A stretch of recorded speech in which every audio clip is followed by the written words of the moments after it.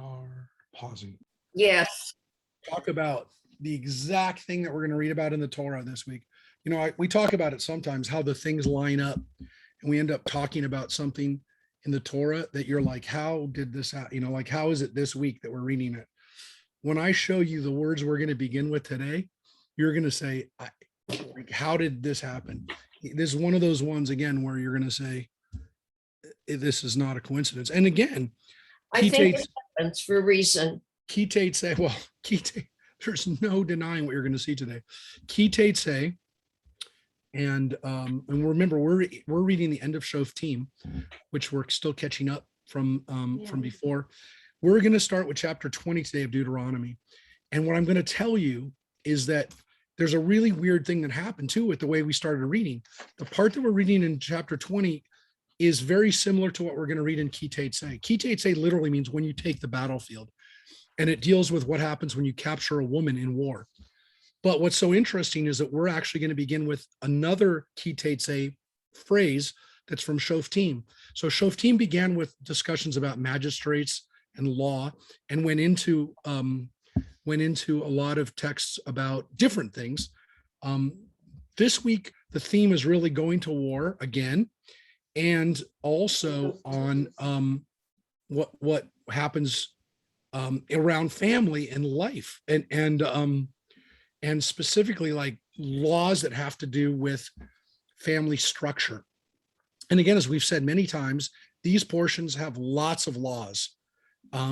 These are Teitzei is the one with the most laws.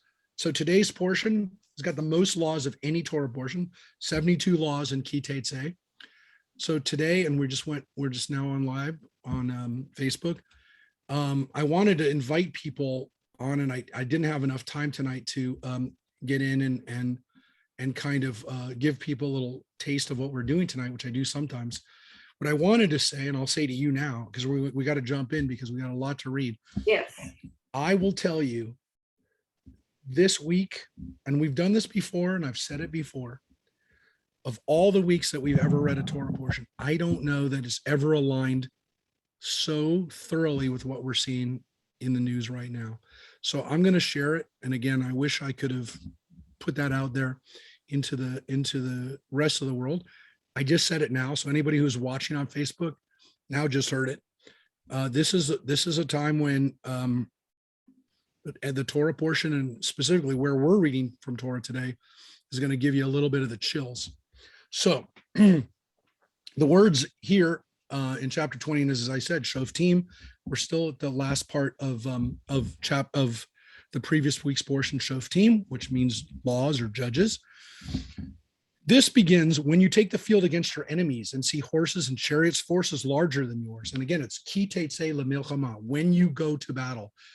And that's, again, the phrase that this week's Torah portion, Teitzei, begins with, and that's what it's called. But this one has a bigger message, and maybe is really the introduction to a series of laws that are punctuated by laws of battle. You see horses and chariots, forces larger than yours. Have no fear of them, for the Lord your God, who brought you from the land of Egypt, is with you.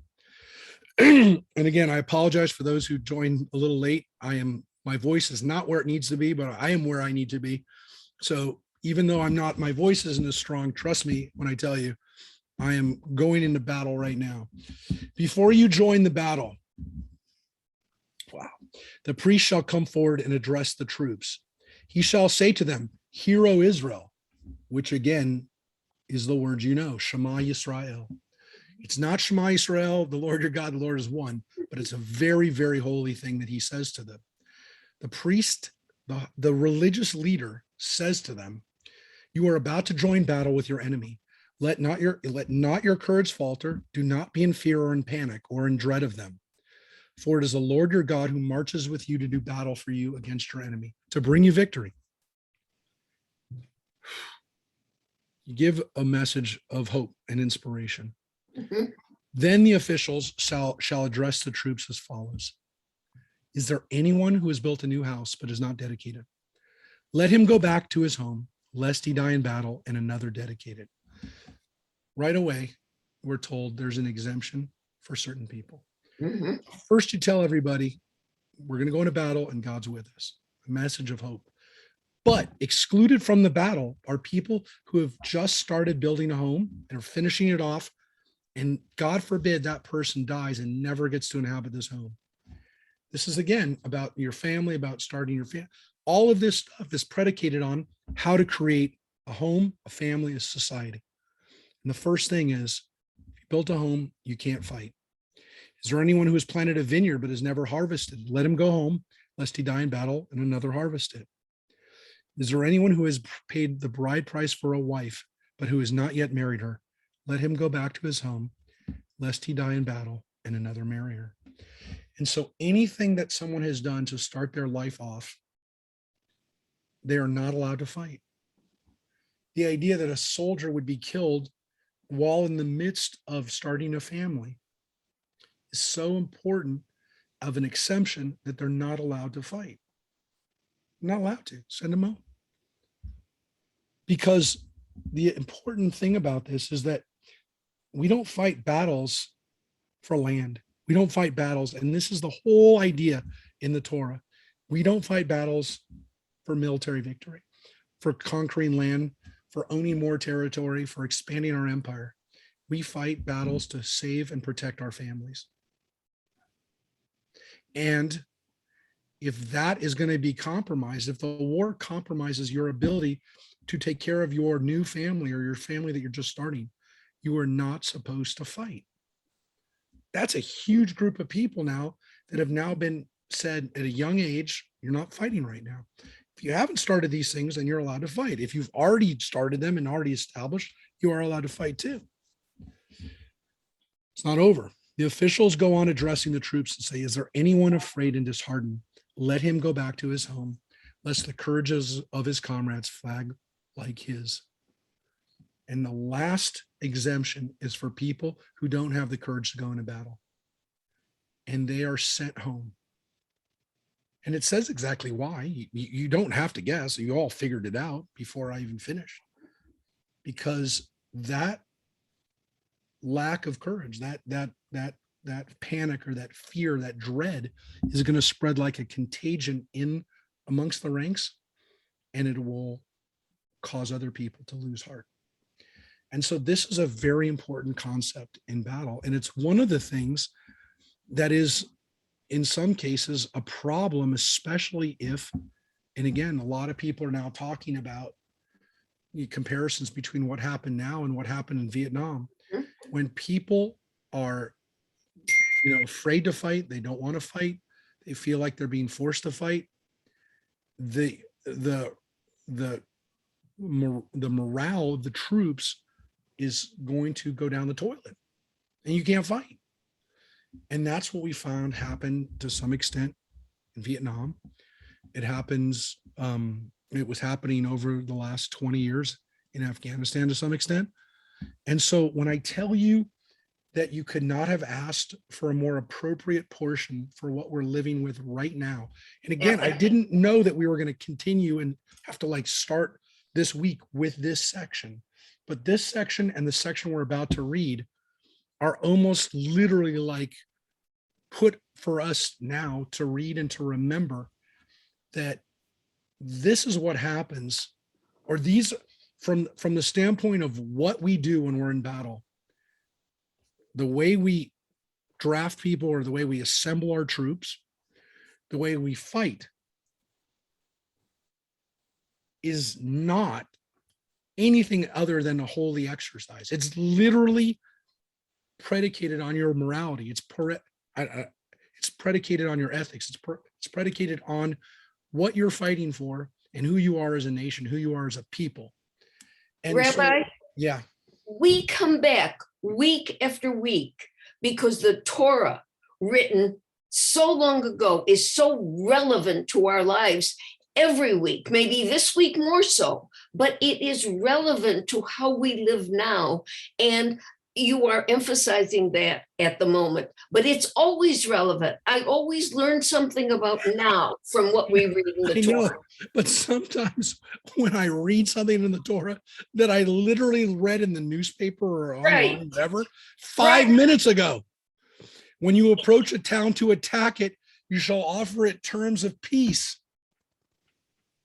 is exactly what we're reading about right now. Yes. Right now, the terms of America's exit from Afghanistan, this is literally what was happening as we're speaking right now. Yes. And so what people, I mean, some people have recognized it. Some people, it doesn't fit into their narrative, but the reality is that when people tried to figure out what happened in these last couple of days, the Taliban literally said to people, and this, it's been reported, if you don't fight us, we won't kill you. So they said the same thing. They said you offered people terms of peace. Now, Islam borrowed a lot of Torah values and laws from, I mean, they knew where it was. They knew it was from the Torah, and they followed it. And so some of the things that go back to the Quran go back to the beginnings of Islam, to Muhammad himself, from what they say, comes right from the Torah. So if you give people a chance to surrender, then you have peace with them. And I will tell you, there are things that you're going to now hear in the Torah that are going to sound medieval. They're going to sound very archaic. The reality is that at the time, they were very, very advanced. And the irony is that some of them are not only more advanced, they're not only more advanced from the ancient world, they're more advanced than what's going to happen in Afghanistan in the next few days. And you'll see why, especially when we get to Teitzei. But right now, you have to understand that this type of negotiation, and to say we're going to allow you to live, is actually, we're going to see it's for certain situations. And it was at the time considered to be a very compassionate idea, because there actually are exemptions to this law in the Torah. And on top of it, in the ancient world, it wasn't always done, where even if people surrendered, they were murdered anyways. And it doesn't just happen in the ancient world. It's happened even in obviously modern cases where people haven't followed this law. And again, it's not always been followed in Islamic countries. Now, I will tell you, there are people who argue against, for example, what certain Islamic groups did, whether they were Al-Qaeda. I mean, one of the arguments that happened internally amongst Islamic fundamentalists were these issues of whether or not people could surrender and be protected by Islam, and other people, I guess less radical or less bloodthirsty, that said, no, if people surrender and say that they're going to go in peace, that we're allowed to, we're supposed to leave them alone. So there actually were arguments amongst Islamic fundamentalists between ISIS and Right. Al-Qaeda, for example. So there were arguments amongst the groups over that issue. And so understand that this is this is really happening. And it's also based on some of what we're reading led to these laws being incorporated and being adopted by early Muslims. Now, and I'm going to show you, because there are exemptions to this, because as I said, there's parts of today's Torah that you're going to say, oh my gosh, that's not compassion at all. If it responds peaceably and lets you in, all the people present there shall serve you as forced labor. So that's what they're going to do. They're going to be your slaves. If it does not surrender to them, but would join battle with you, you shall lay siege to it. And when the Lord your God delivers it into your hand, you shall put all its males to the sword. So the adult men are killed. Now, I will tell you again, it's difficult to read that and to put that into perspective. And I will tell you that this is limited to certain nations, and you're going to see why. Because we actually read in last week's Torah portion that when you go get to war against the Canaanites, you utterly wipe them out. And it says, you may, however, take as booty the women, the children, the livestock, and everything in the town, all its spoil, and enjoy the use of the spoil of your enemy, which the Lord your God gives you. Thus you shall deal with all the towns that lie very far from you, towns that do not belong to the nations hereabout. So the caveat here is that goes for other places. When you go to war against people in Syria or in modern day Lebanon or in modern day Jordan, if you go, or in modern day Iraq, if you go to war against other countries, this is the law. But you already know what the law is for the Canaanites. In the towns of the latter peoples, which again, really the latter peoples that they're talking about here are the people that we've already kind of talked about, the people, however, which the Lord your God is giving you as a heritage, you shall not let a soul remain alive. So these are the Canaanite cities. You must proscribe them, the Hittites, the Amorites, the Canaanites, the Perizzites, the Hivites, and the Jebusites, as the Lord your God has commanded you, lest they lead you into doing all the abhorrent things that they have done for their gods, and you stand guilty before the Lord your God. So we read about this before. Mhm. If it wasn't clear before why we do it, it's not because we want to kill people. It's because they will lead you to the things that they did, which, as Joyce pointed out, included things like child sacrifice, which the Torah then said, even after Joyce had said it, said, like making your children offerings to gods. It says so in the Torah. Yeah. So if you don't do this, if you don't uproot it, it will lead you to doing those kinds of things.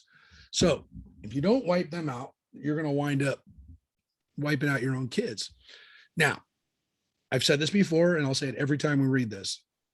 The reason that this is in the Torah, here in Deuteronomy, probably written hundreds of years after the Canaanites are no longer really a people. I mean, seriously, like literally, by the time this was written, there are no Canaanites. There's nobody that people identify and say, hey, those are Canaanites. No one did that probably by the time Deuteronomy was written. It was written. So here's what we have to say. What we know is that Moses's instructions, if this was Moses's instruction, it wasn't followed. So the reason that it's in Deuteronomy is actually more of an abject lesson a failure of not doing this, and that maybe they should have done it rather than go do it, because it wasn't done. And we know it because they did all of these things. And so it's more of Moses kind of explaining to you why you're going to do those things, or again, why somebody during the time of King Josiah would have said it. And that's why we did those things, because we didn't get rid of all those abhorrent things, and we did it. So I do want to say that this is, problematic from a standpoint of, oh, this is horrific, but it's not, because it didn't happen. And it's more of an explanation of maybe how we could have prevented this stuff from happening, because we did it. It's a lesson. Yeah. And it's more of, again, it's a lesson, and it's more of I would say, an imagination of what could have happened, but didn't happen. Now, that being said, there's no doubt that the laws of war that are contained through Shoftim and Teitzei were relevant for Jews from the time of Josiah and later times, if that's when it was written, all the way through the Maccabees and all the way to Israel today. And you'll see why. Because here's another next law about battle. And again, if you think these things are bloodthirsty, understand there's things in the Torah that are far more progressive and enlightened, or whatever you want to say, than war even today. When you're in war against a city and you have to besiege it a long time in order to capture it, and you must destroy its trees, wielding the axe against them, you may eat of them, but you must not cut them down. Are trees of the field human to withdraw before you into the besieged city? Let's finish the next line and then explain. It's the end of the portion of the chapter. Only trees that you do not know yield food may be destroyed. You may cut them down for constructing siege works against the city that is waging war on you until it has been reduced. By the way, it seems strange that it says that's waging war on you, because you're the one that's laying siege to it. But the word is really the one that they're fighting you. Because Right. Remember, you offered them terms of surrender. You've surrounded them. You've offered them terms of surrender. We're not talking about, by the way, a war that we're being attacked. We're talking about a war where we've gone to war against these other people. So it's a question, by the way, and actually Maimonides deals with it in his commentaries. Are these wars of necessity, of self-defense, or are these wars more of like proactively destroying people who are problematic and who have gone to war with you? So this is very relevant because we deal with this issue all the time. And There have been questions about wars that we've had in American history, whether they were proactive or necessary from the standpoint of did they help us long term, or was it more of a war of self-defense? Again, this is hyper relevant because, again, people have talked about the war in Afghanistan.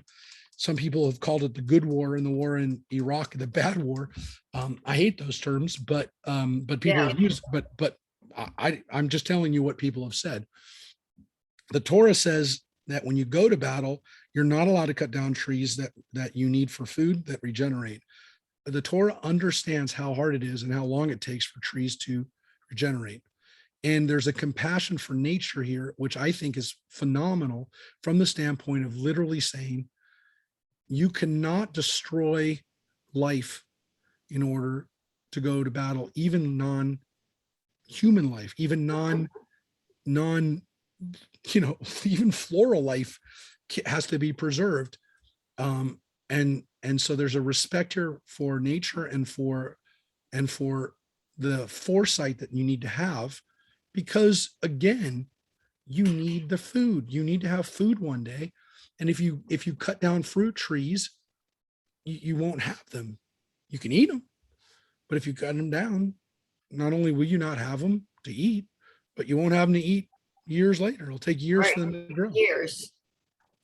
So you're allowed to cut down trees for siege works. You're allowed to deforest if you have to, but only in a way that will not prohibit growth in the future. So it's a very early idea of how we have to protect our future. And it's just an amazing idea. And one of, in the midst of, like you're saying, oh, these are horrific battles. Yeah, but in some ways there's an attitude here towards not deforestation that is way advanced. So now we're going to jump around and we're going to jump back into some laws that are not about war, and then we're going to jump back into some laws about war that touch more on, more in the context of what we're going to be reading about, which is how do you maintain families? How do you maintain societies? And so for the next 4 chapters or so, we're going to really be looking at how the Torah tries to establish protections in our society at a basic level of the family, and then kind of also radiating out to society, to how we protect our communities in kind of like civil law. So there's a whole lot of stuff here, and it's going to be, sometimes it's going to jump around, but let's go. If in the land that the Lord your God is assigning you to possess, so this goes into the land of Israel, someone is found slain, lying in the open, the identity of the slayer not being known, your elders and magistrates shall go out and measure the distance from the corpse to the nearby towns. The elders of the town nearest to the corpse shall then offer a heifer, which has never been worked, which has never pulled any yoke. And the elders of that town shall bring the heifer down to an overflowing wadi, a riverbed, which is not tilled or sown. There in the wadi, they shall break the heifer's neck. The priests, the sons of Levi, shall come forward, for the Lord your God has chosen them to minister to him and to pronounce blessing in the name of the Lord. And every lawsuit in case of assault is subject to their ruling. Then all the elders of the town nearest to the corpse shall wash their hands over the heifer whose neck was broken in the wadi, and they shall make this declaration: our hands did not shed this blood, nor did our eyes see it done. Absolve, O Lord, your people Israel, whom you redeemed, and do not let guilt for the blood of the innocent remain among your people Israel, and they will be absolved of blood guilt. Thus you will remove from your midst guilt for the blood of the innocent, for you will be doing what is right in the sight of the Lord. So that last part of the chapter, that last part, the beginning of the chapter, the last part, and that ends Shoftim, is this very interesting law ritual, which you can see starts here. It's about 9 verses. And it's the laws beginning of chapter 21 till again, where Teitzei starts. It's a law that deals with making sure that a city is not responsible for the death of an innocent person. Now, I mean, just sit back and consider that. First of all, the first thing the cities have to do is decide if it happens out in the, I mean, this is something that happens in the open, by the way. If it happens in the city, if city better figure it out. But if it happens outside the city, the nearest city, and they literally have to measure out which is the closest city. So there's no question, because the city is now responsible for what happened nearby, not even within the walls of the city, close enough to the city that the city would be held responsible for this. The importance of this, folks, and we've talked about this before, and I mean, when we talk about how much violence is done in our country today, and in many, unfortunately, in many cities where crime is even at its highest in inner cities, what we're saying here is that Jewish law wanted a city to be so free of violence that in case it happened, even on the outskirts of town, that they did everything they could to absolve themselves of the responsibility. So they either have to get justice for it. If they can't, and if it really didn't happen in their midst, then there's a ritual for them to be cleansed, because otherwise the stain of this death will be on the city. Not 5 people in a day or 20 people in a day, like happens in Chicago sometimes today. I'm talking about one person who's killed outside the city where we just don't know what happened. We can't bring anybody to justice. And the stain of that death would otherwise sit on the city, because we have to take responsibility. So that means that every crime that's committed within the city needs to be absolved and needs to be figured out, and there needs to be justice, and there needs to be, again, a situation so that if anybody saw a crime being committed, if there are witnesses, if there's things that there's no question that there has to be justice. I mean, this is so far beyond where we are today as a society here. Like, when I tell this to people, it's like, that's crazy. Well, this is civilized. This is literally the way that a city would work so hard to make sure that there was no crime within its boundaries, that even if it went outside the boundaries, they wouldn't be held responsible for it. That the stain of it being on the outside of town, that's how committed to justice. That's how committed to making sure people felt safe in their communities Jewish law was. And I will tell you that it's one of the reasons why Israel has so few crimes that go, especially violent crimes, that go unpunished, because it's considered a horrible stain if it's not been brought to justice. It is a national disgrace when somebody gets killed and they're not brought to justice. It is, it happens so rarely that people really, again, it's not that Israel is perfect. It's not that murder never happens there, but it happens so infrequently, and it happens with such a commitment to finding and bringing the parties to justice.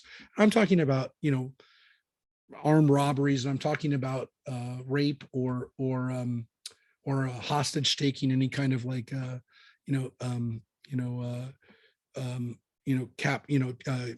holding somebody for a ransom, it's the word I'm looking for. Kidnapping. Thank you. But they live by the rule of law. But I'm telling you, kidnappings in Israel are so few and far between that within Israel, it's considered such a heinous thing that, like, when it happens, it becomes a national story. I mean, it is like literally everyone will know about it in the whole country. So,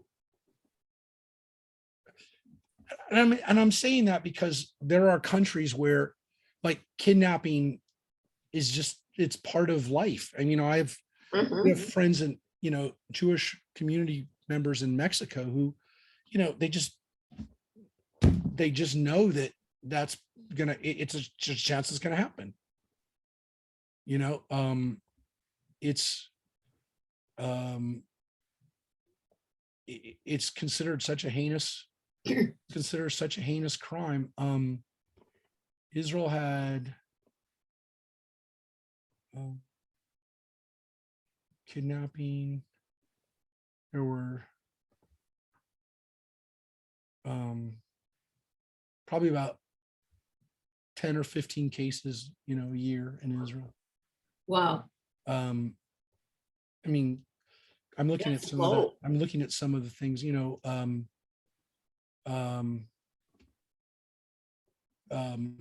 car theft was high. Burglary rates were, I mean, not high, but higher than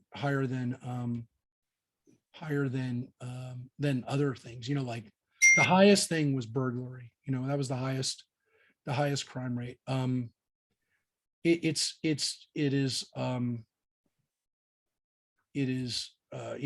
it's kind of like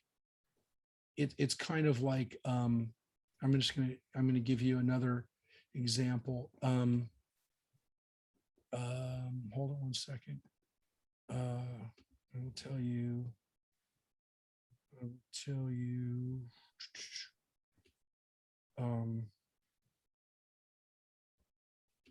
I just want to give you this.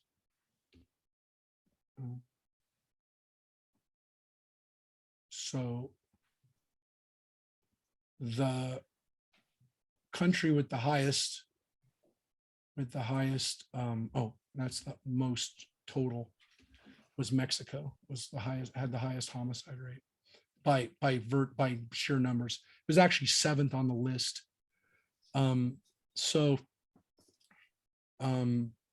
For countries that have legitimate reporting of these things, Israel's homicide rate by firearms again, it's not all homicides, but homicides by firearms, Israel's rate is, and again, some countries, like Iran's not going to release their real, China's not going to release their real rates. Israel's rates they're not even in the top 100. We talk about United States being, it's high. It's not in the top. I'm trying to find where United States where United States's rates are. Hold it one second. United States is 32nd. I mean, it's terrible that it's high. It shouldn't be anything, but it's so much lower than like Mexico's, Mexico's rate. And Israel's, like I said, it's not even listed. I think Israel's it was below 0.1% or something like that, or it was less than 1%. But it was hold on one second. I can't find it here on this list anymore, but it was very low. And this is because, again, these are considered national. In Israel, these are considered national tragedies. And it's not just because the country's small. I mean, it is, but it's not just because of that reason. It's because it's considered to be a disaster and a reflection on everyone in society when that happens. Today, like if somebody dies, we'll say, or somebody gets shot, we'll say, well, that happened in a very violent part of this country, or, very violent part of the city, whatever. And, there's some kind of like, well, it's not really our problem. 1.4 per 100,000. That's what it is. 100, not 1%. 1 point, of course, not 1%. 1.4. It's 1.4 per 100,000 in Israel. United States was 5. So murder rate in Israel is 1/3 of what it is in America. It's 1/3 as much, which is, it shouldn't be any, but you're not even talking about the, anywhere close to the same level of a murder rate. And, again, it's actually less. It's more like it's like 25% of US's. But when we talk about why this is a problem, in our country, it's because, again, we tend to not think of this as a national tragedy every time someone gets murdered or kidnapped. So we're going to go back to battle. And this law now has to do with families, and it has to do specifically with when we talk about going to war, about what happens when you capture women. And folks, this is literally what we're dealing with right now in Afghanistan. One of the biggest fears was what's going to happen to women in Afghanistan when they're captured by the Taliban, and whether some of these places they're going to go in and capture the women and force them to be married to their soldiers, which is, of course, what happened when ISIS took over parts of Syria and Iraq. When you take your field against your enemies and the Lord your God delivers them into your power, and you take some of them captive, and you see among the captives a beautiful woman, and you desire her and would take her to wife, you shall bring her into your house, and you shall trim her hair, pare her nails, and discard her captive's garb. She shall spend a month's time in your house, lamenting her father and mother. After that, you may come to her and possess her, and she'll be your wife. Then, should you no longer want her, you must release her outright. You must not sell her for money, since you had your will of her, and you must not enslave her. Now, that's the law of capturing a woman in battle. Now, by our standards, that's horrific, because a woman is captured in battle is not, by conventions of modern war, that's not allowed. Doesn't mean it wasn't done, and it was done. If you want to hear the Germans talk about what happened when the Soviets came through during World War II, after they ran through Germany and Austria, massive amounts of rape, and that was 70 years ago. So understand that it happened. There are cases of it happening in the U.S. Army. For the most part, it didn't happen. For the most part, it was, in some cases, they were actual soldiers that were arrested and actually, that actually were convicted of rape. On the Soviet side, it was very, very common. And I don't know if they ever punished any soldiers for raping women in Germany. So it happened, of course, during the ISIS captures of places, and they're very worried it's going to happen right now, today, like happening right now as we speak in Afghanistan. Now, look at what the Torah just said. The Torah just said, you saw it. The Torah just said,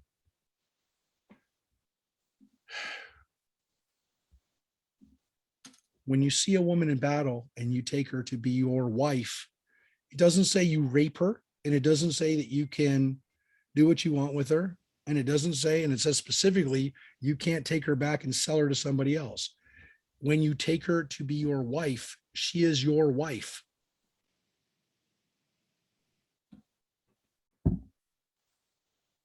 And you're not allowed to divorce her. You're not allowed to send her away and just be done with her. She's given a get. She's given literally a divorce document, the same as if you married your high school sweetheart. The other thing is you have to wait a month before you marry her, which makes you, I just want to put it out there, because we're talking real life here. We're talking about what's happening right now. What the U.S. was supposed to stop from happening. You get a cool down period, folks. I don't know how else to tell you other than it's a cool down period. Because if after a month, you've had a chance to cool off, you brought her home, she's had a chance to mourn her parents, you've seen her completely, literally have her hair shaved and her nails trimmed, and you haven't turned her into some weird looking fantasy of what a prostitute looks like, or some whatever you have in your mind, you've now literally made her almost as unattractive as you can possibly make her. I mean, it's not a judgment call. That's what the Torah says, that she's allowed to essentially be sad, mourn. You have to sit there and wait for 30 days before you can even marry her. You now understand why these are all ways to discourage someone from taking a woman in battle and raping her. Because you basically can't do that. She's now your wife if you do it. The responsibility for taking care of her is yours for the rest of her life. So if you go into the heat of battle and go, I'm going to go out and rape as every woman when we get into that town, we're going to rape every woman we can find.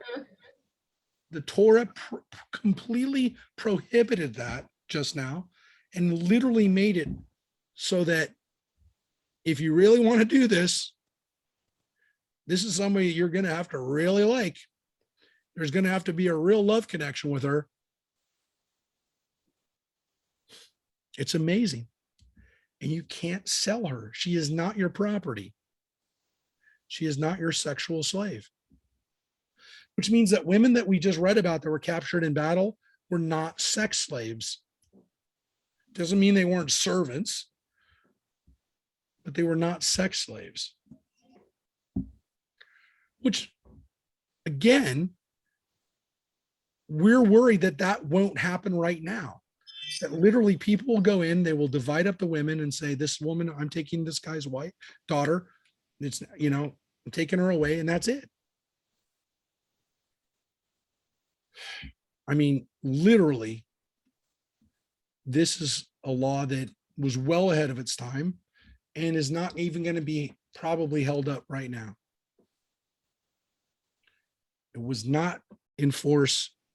It was not held by supposedly religious people in ISIS when they conquered Syria and Iraq under the banner of Islam 6 years ago, 4 years ago, 2016.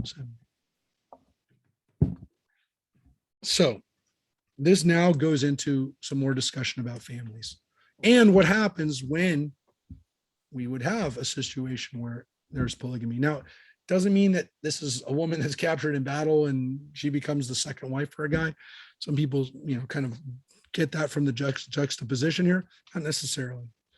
If a man has two wives, one loved and the other unloved, and both the loved and unloved have borne him sons, but the firstborn is the son of the unloved one, when he wills his property to his sons, he may not treat his firstborn, the son of a loved one, in disregard of the son of the unloved one who is older. And what's so interesting about that is that seems exactly what happened to Joseph when Reuben, who's the oldest son, doesn't get the inheritance that he's supposed to get, but instead Joseph, the second youngest one, the one who's the older son of Rachel, the Torah is literally saying, don't let that happen. Don't let that happen. What happened to Joseph? That's not supposed to happen. And again, the Torah actually provides a rationale for that because Reuben, if you recall in Genesis, it says that Reuben slept with his father's concubine, Bilhah, and kind of invalidated himself as the oldest, the one who's supposed to get the double portion. So here the Torah says, and I guess there could be exceptions if your oldest son, who's the son of the unloved wife, is the I guess if he did something wrong, you could do it, but not by virtue of the fact that his mother is not your favorite wife. Now, what the Torah is talking about here is a problem in polygamous societies. And so this is a real issue. It was an issue.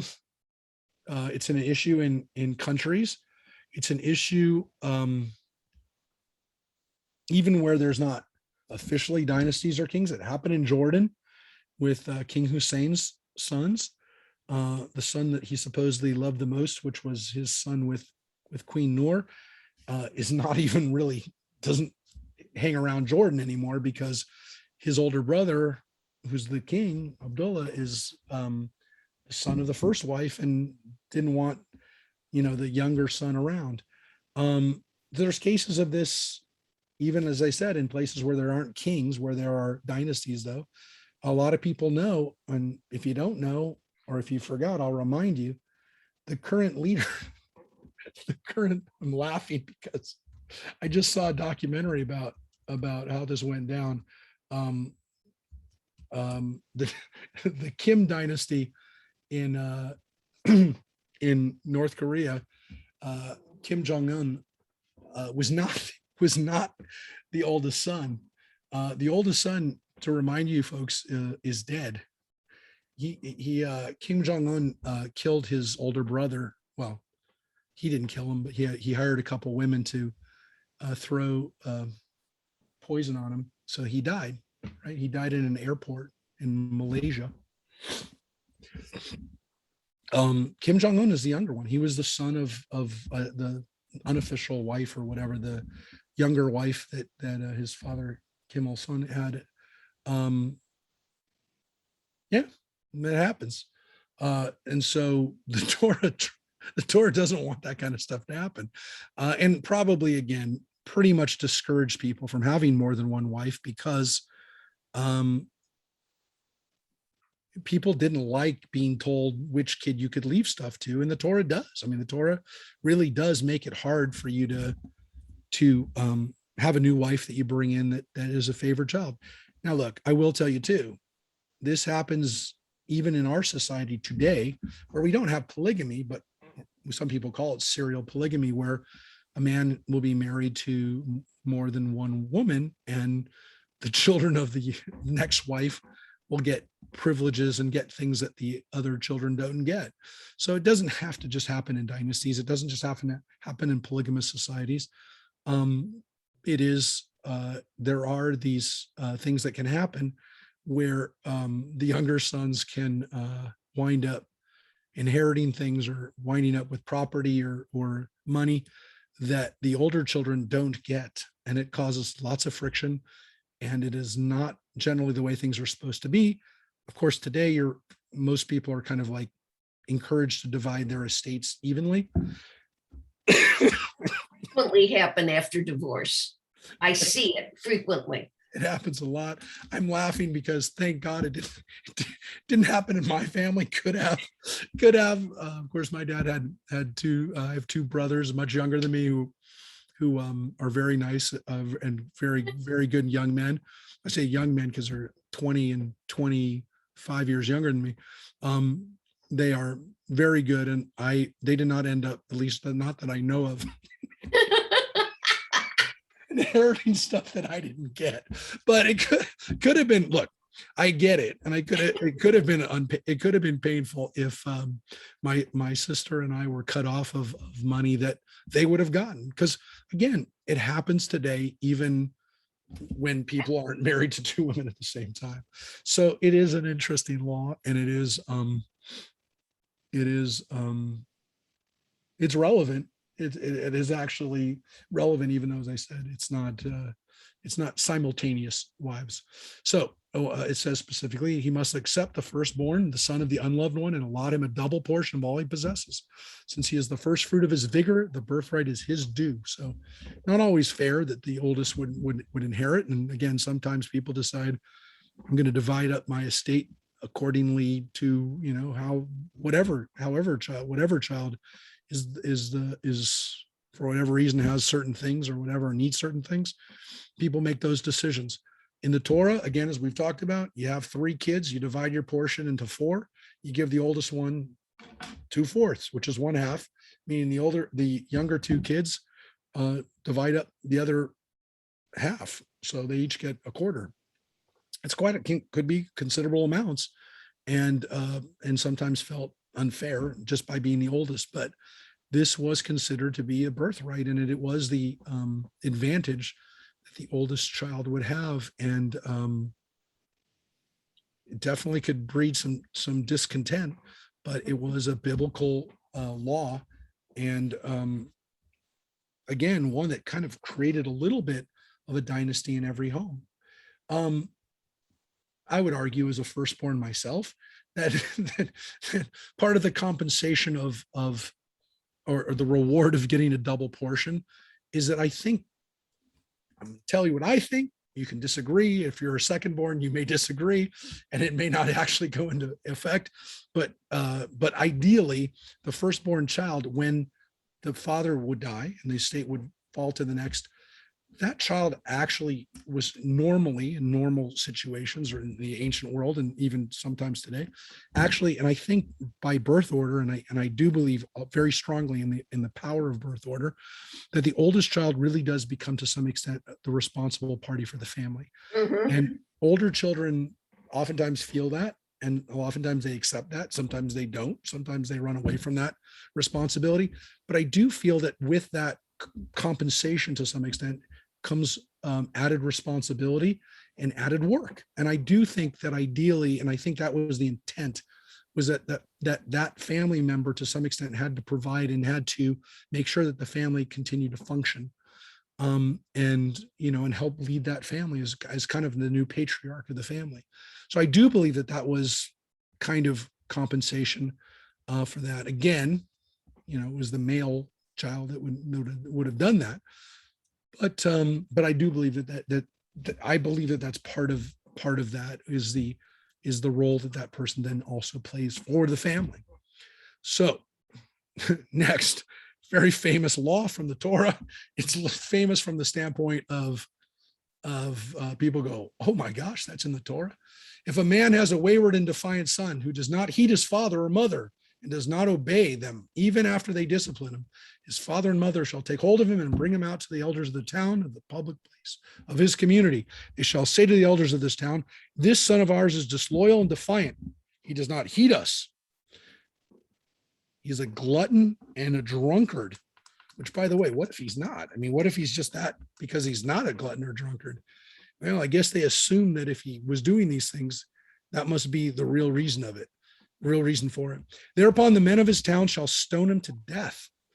Thus you shall sweep out evil from your midst. All Israel will hear and be afraid.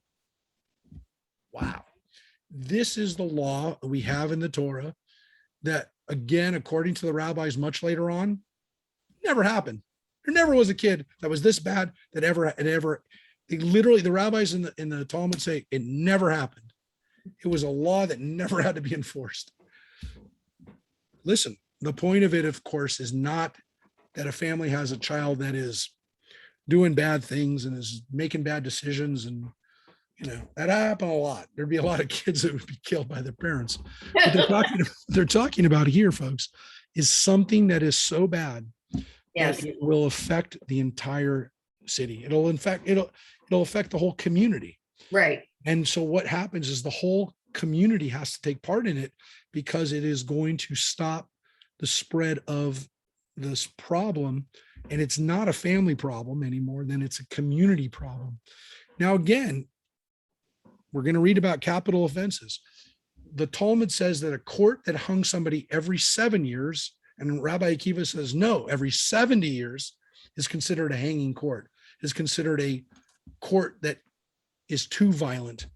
So a lot of these capital cases that the Torah talks about, at least according to the rabbis, very rarely enforced with capital punishments. We've talked about this before too. The Torah made it virtually impossible to convict someone of a capital offense because, again, they had to be warned about it. They had to have witnesses. They had to know exactly what they were doing in order to be put to death. And it really became a situation where it's not that there's an individual who did something bad to one other person, but that what they did is literally going to destroy society, that it will pull at the underpinnings of society. And for that reason, the only way we can save society is by having this person out of society. And to me, that is a fair assessment. And it's kind of like, for me, that is where, believe me, there's a lot of people that I wish weren't on this planet. But for me, if a person has done something so horrible to society, to our country, that they've essentially broken the social contract and they've literally made it impossible for people to feel safe, or they've created a situation where they're encouraging other people to kill other people, then that person has literally kind of given up their ability to inhabit this planet anymore. And there are people who've done that, but it's very rare. It's not about one person killing another person and saying, we're going to go kill that person. The Torah does say that, but the Torah also says that the person has to be warned. There has to be witnesses for it. You can't just say it happened. They're really talking about situations where, again, the crime is so heinous that it is going to sweep evil from your midst, that Israel will hear me afraid. And the purpose of these punishments then is not just to kill somebody. It's not just to say a life for a life. It's literally to say that if we don't do this, it's going to send the wrong message to everyone else in society, that murder is tolerated, that, people, that we're okay with people being unsafe. This is what we're talking about here. And you can draw your own conclusions from it. One of the things that I draw from it is that Judaism has many capital cases, or many capital, there's cases that the capital punishment could be technically enforced, but again, it's done rarely because it has to meet certain criteria in order for it to actually happen. So we do it, and to some extent, if it's not on the books, if it's not a possibility, people aren't afraid. And people do have to live with the fear of consequences. And it does help. We've learned of thousands of years of society, people do need to have fear of the law. They need to know that there are going to be consequences if they do something. It is not something we want to do. It's something we don't want to do, on the contrary. But when we do it to keep people from feeling afraid, good people from feeling afraid, and we do it to stop evil people, or people who would do evil, from not being afraid. I'm going to patent that. I just came up with that, so that innocent people will not be afraid, and so that evil people, again, will be afraid. I like that. So if a man is guilty of a capital offense and is put to death, you impale him on a stake, you must not let his corpse remain on the stake overnight, but you must bury him the same day. For an impaled body is an affront to God. You shall not defile the land that the Lord your God has given you to possess. And we've read this. We read this in the Midrash yesterday. It talked about somebody being impaled. It talked about, again, somebody who was executed according to the Torah. This person who violated the Shabbat. We read about in Numbers. We actually read about it. Well, the Torah says his body was actually left out for a little while, but not overnight. And the purpose, of course, of leaving somebody overnight, of people being on display anyways, of course, is to scare everybody else. But the Torah says there's a very fine line between scaring other people and sending a message that every human being, whether they did good things or bad things in this world, every human being was created in God's image, and the body needs to be respected. So desecrating a body is completely against Jewish tradition, even horrible people. And understand that mutilation of corpses is done today. It's being done across the Middle East. It's been done to Israeli soldiers when they've been captured, which is why Israeli soldiers will blow themselves up rather than have their bodies fall into the hands of Hamas. And it is a horrific, horrific thing by most logical, rational, decent people. And remember something, folks, in the Old West, they used to put the cattle rustler, after he was hung, they used to put his body up, for a few days in a coffin. You see that in the movies. It's based on pictures and facts and stories that we knew about what happened 120, 130 years ago in this country. Again, it was there to send a message. But Judaism says there's a fine line between sending a message and dehumanizing and turning a human body into something that it never should be, which is something that we disrespect. It's a very interesting and again, very, very advanced law in the Torah. Now, get into some of the laws of Teitzei that are going to be like boom, boom, boom, boom, boom. Instead of having laws that go on for like 3 or 4 verses, these laws hit you, then 1, 2, hit you, and you're going to see they're not always connected to the previous verse. So if you see your fellow's ox or sheep gone astray, do not ignore it. You must take it back to your fellow. If your fellow does not live near you, or you do not know who he is, you shall bring it home, and it shall remain with you until your fellow claims it. Then you shall give it back to him. You shall do the same with his ass, or you should do the same with his garment. And so you shall do with anything that your fellow loses and you find. You must not remain indifferent. And I love this law. This one actually is a 3-verse law because it says you give the thing back, you give the animal back if it runs away, but you give a garment back if you find it. You give it back right away. But if you can't find it and you don't know where the guy is, and you find out later, or he finds you, tracks you down, and says, I lost my goat. That's my goat. And you can't say, well, it's my goat now. I've had this goat for 2 years. The Torah actually says you give it back to him. And actually the Talmud goes further. The Talmud actually says, not only do you give him that goat, if that goat had babies, those babies are his. Seriously. So the Torah says you cannot have ill-gotten gain. And of course, that'll encourage people from creating ill-gotten gain. So you don't do it. You cannot have property that doesn't belong to you be in your midst. You can hold it, but you can't hold it forever if they come back and get it. If it's theirs, if they can prove it. Now, connected to this in a way, of course, is this next line. If you see your fellow's ass or ox fallen on the road, and again, this is definitely his donkey, folks. Don't go anywhere else. If his ass or ox has fallen on the road, do not ignore it. You must help him raise it.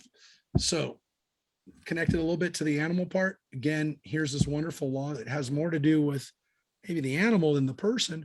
But if his animal's fallen, he's not able to ride it, you have to help him. And you have to help the animal. So you have to take care of animals too. Now we have a law. It kind of doesn't have to do with animals, but it's a famous law. A lot of people have focused on it, especially in the last few years. A woman must not put on a man's apparel, nor shall a man wear woman's clothing. For whoever does these things is abhorrent to the Lord your God. Now, it does not say there's a punishment for it. Doesn't say that you're killed or flogged or anything like that, but it says you're not supposed to do it. Now, of course, people interpret this in many different ways, including that, you'll hear that women shouldn't wear pants, which is one way of reading this. The Torah definitely sees this, as you'll see in the context of some other laws that will follow, that this is about species being recognized as within their species, within the way that they are essentially born. Now, again, in our society today, again, with the laws of homosexuality, people are going to say these are not applicable. I will tell you that Joan of Arc in 13th century France got in trouble for this. She got in trouble for wearing men's clothing. So it was a law that Christians took on too. Folks, I understand the context of it. The context of it was, and we'll see it, I hope we get to it today. We're going to move a little faster. There's a context here of, again, species being in their proper places. You'll see this from the context. And more importantly, it's also in the larger context that we started before of not behaving like the Canaanites. And the Canaanites engaged in these kinds of behaviors of having gender roles being switched, which were not just because somebody felt like they were born in the wrong body. Might have been part of it. Can't psychoanalyze it. Can't do anything other than that. But part of it was connected to ritualized sexual prostitution, where men or women were reversed in gender roles and in sexual roles, so that certain kinds of religious rites could be done, which was completely abhorrent to Judaism. So is this the context here? Perhaps, especially given the other parts of where we talk about homosexuality in Leviticus and what we'll see later on with regards to some other sexual issues, where it definitely seems to be connected to that. Now we go back to animals. And jump around. If along the road you chance upon a bird's nest in any tree or on the ground with fledglings or eggs,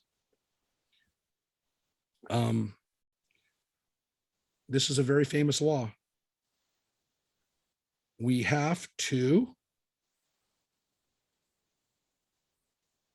not take the mother together with her young. Why? Let the mother go. Take only the young in order that you may fare well and have a long life. We don't know why this law needed to be included in the Torah for sure. And the Torah actually uses, the Talmud uses this as an example of a Torah law that seems to be kind of on the minor side of things that we should be thinking about. It's definitely related to animal protection. And it's basically due on, to this idea that if you leave the egg, if you took the mother and left the eggs are going to die, right? They're going to die anyways.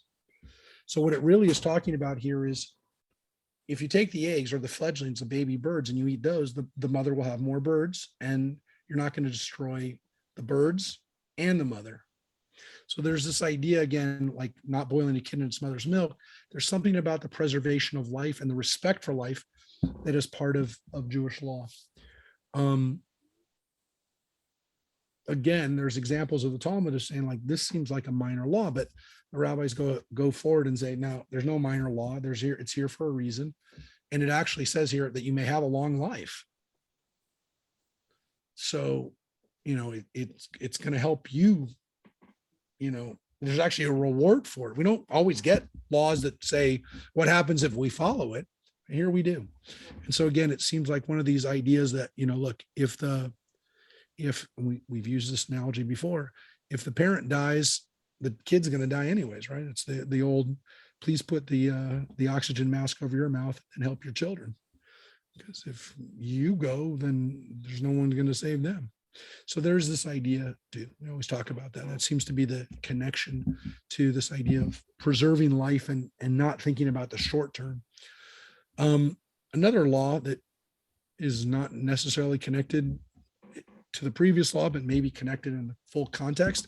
When you build a new house, you shall make a parapet for your roof so that you do not bring blood guilt on your house if anyone should fall from it, which again is this law that, if you have people up on your roof, which people did in those days, they would go up on the roof, especially during the summer.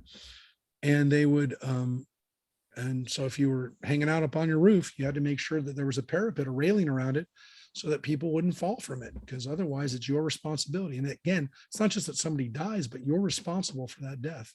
Their death is on your house, it's on your home if you do it, on you and everyone in your house. And now we go back to this law. You shall not sow your vineyard with a second kind of seed, else the crop from the seed you have sown and the yield of that vineyard may not be used. You shall not plow an ox with an ass together. You shall not wear combined clothing you should not wear clothing combining wool and linen. All of these laws seem to go with that context of the message of not mixing species, which again seems to be maybe why we have this law of women not wearing men's clothes and vice versa. That again, we're trying to keep things in their proper place. This is, again, goes even to the kinds of clothing that we wear. This idea of not mixing things together. It's again, this concept of people, animals, things having their identifiable space that they can be them, being recognized as. Look, there are people who also point out that the ox and the ass pulling it together is respect for animals as well, because the ox is much bigger than the ass, is going to plow much, much faster and harder. The ass won't be able to keep up with it, and it's going to be hurt. So this is also a law protecting animals, so that it's not just in their proper places, but actually protecting the animals. Then we get into this law that we already know about, the law of keeping. You shall make tassels on your four corners of the garment with which you cover yourself, your talit. So this is the law of tzitzit, right? Doesn't talk about the garment, the blue in it, like it did in Numbers, but it does say you have tzitzit. A man marries a woman and cohabits with her. Then he takes an aversion to her and makes up charges against her and defames her, saying, I married this woman, but when I approached her, I found out she was not a virgin. In such a case, the girl's father and mother shall produce the evidence of the girl's virginity before the elders of the town at the gate.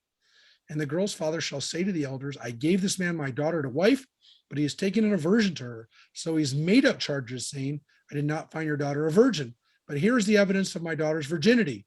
And they shall spread out the cloth before the elders of the town. So again, it seems like this is why they would keep the bridal sheet, so they'd have proof that the woman was a virgin. Now, let's finish this before we go back and talk about it. The elders of that town shall take that man and flog him, and they shall fine him 100 shekels of silver and give it to the girl's father, for the man has defamed a virgin in Israel. Moreover, she shall remain his wife. He shall never have the right to divorce her. But if the charges prove true, the girl was found not to have been a virgin, then the girl shall be brought out to the entrance of her father's house, and the men of the town shall stone her to death, for she did something shameful thing in Israel, committing fornication while under her father's authority. Then you shall sweep away evil in your midst. So this is the law of a woman being accused of infidelity before she gets married. Now, there's a whole lot here. Some people say it shows a great deal of misogyny and hatred against women. Of course, as much as this is a law about marriage and about sex and life and love and all the things that go on with a marriage, remember, this is also about creating society and the fact that on both sides, there's a responsibility in a marriage for maintaining society. And so when they talk about, again, whenever you see something that says, whenever you see something where it says you shall sweep evil away in your midst, it's talking about the greater effect it has on society. Because again, if it's a private matter and it never comes to light, nobody has to know and it doesn't have to be done. But if people make a case out of it and it's going to be done publicly, then it's become a public issue. You can make the argument it's a public issue or it's a community issue if people don't have faith in what their families are telling them, etc. Again, some people point out how horrific it is that the girl is killed. What's the role of women? I will point out, by the way, and I'm not the only one who's pointed this out, so it's not my observation. It's been observed by other people. It says right here, in a case, the girl's father and mother shall produce the evidence of the girl's virginity. So the mother isn't completely out of the discussion. She's not, this is not just the father having the property, of the daughter, that the daughter is his property to do with what he wants. It's talking about, again, situations where the marriage is affecting the rest of society. And it gets to a couple of issues that are in the 10 Commandments. The most obvious one is adultery. But there's another issue here on the other side, which is that if the man defamed her, he's punished. And he's not killed, though you could make the argument he should be.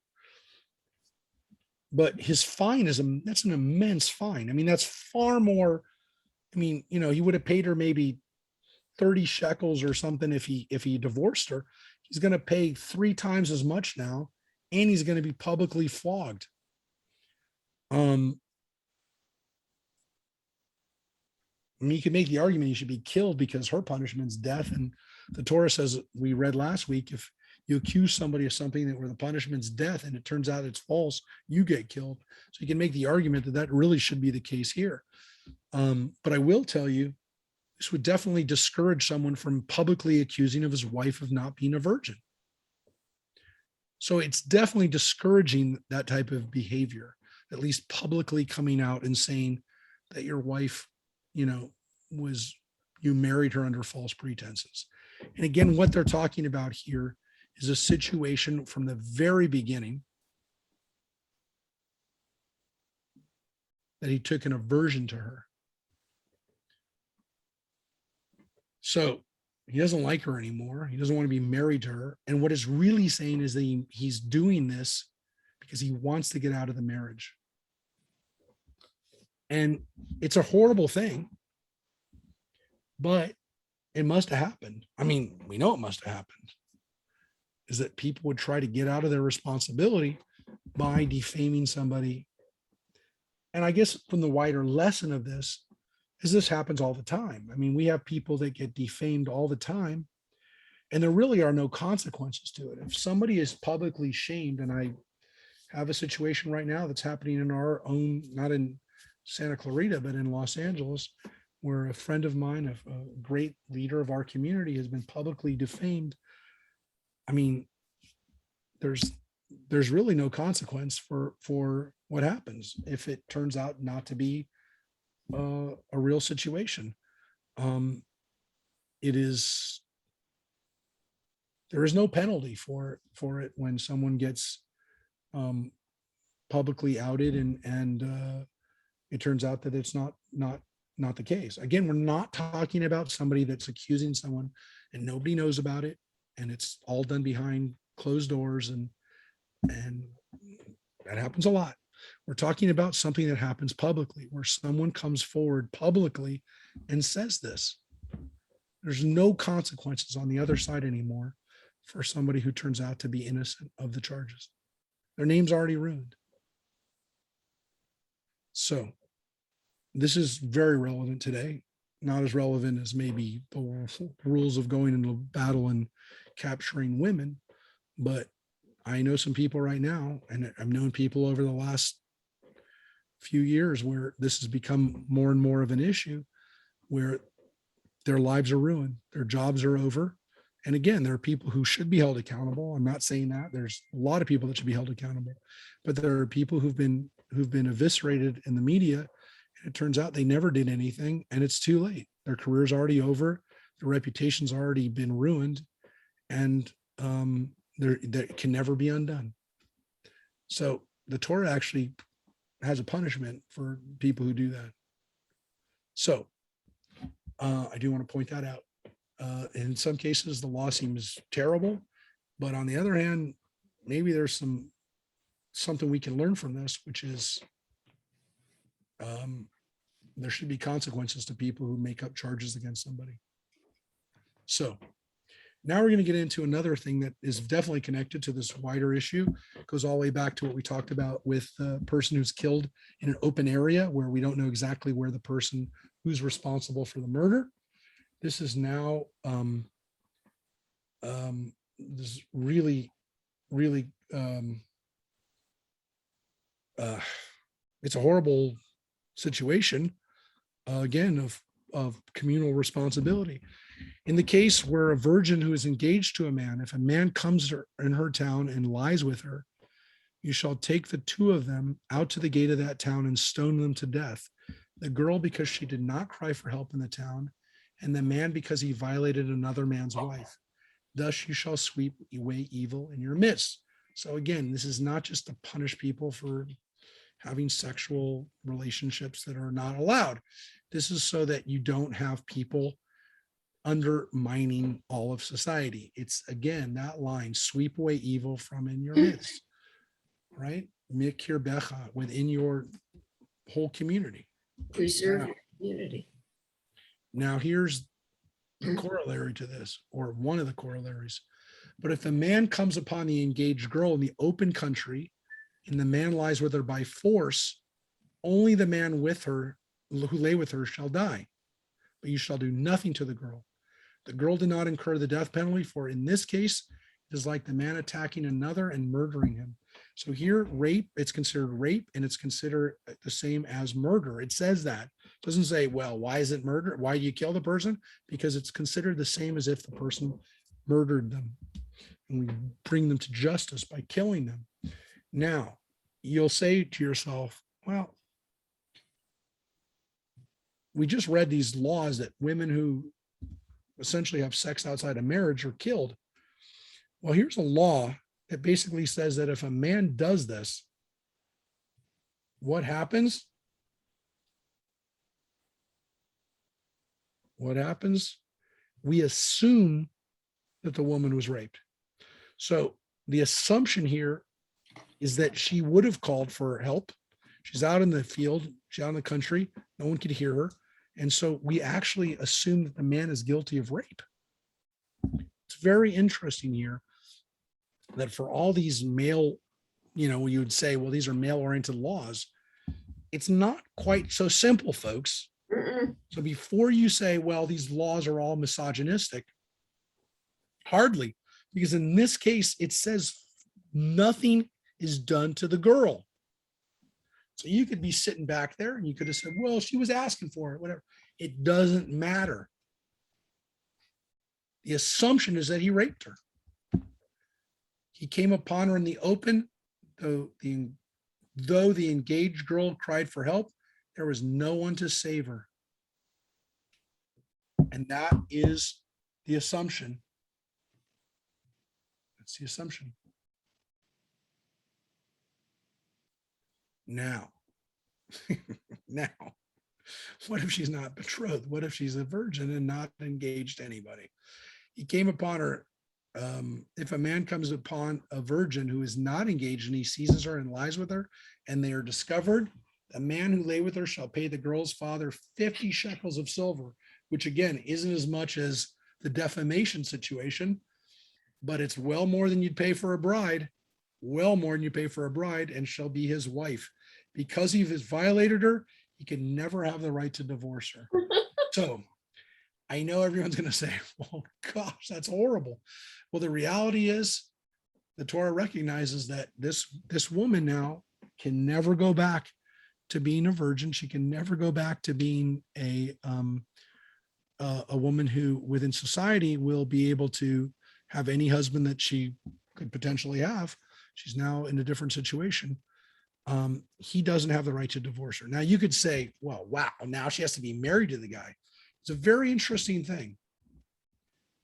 It's not really clear, and the Talmud kind of opens this up for a possibility that she could essentially force him to give her a divorce, or the father, when he gets paid the 50 shekels, might have an opening here and not give him as the wife, that the father actually, because it says that he has to pay the girl, the rabbis actually interpret this to mean that he has to give the father the money, and then the father actually has the discretion whether to give him the woman as a wife, which means the girl could say to her father, I don't want to be married to that guy, in which case the guy just lost 50 shekels, which again is like more than you get paid in a year.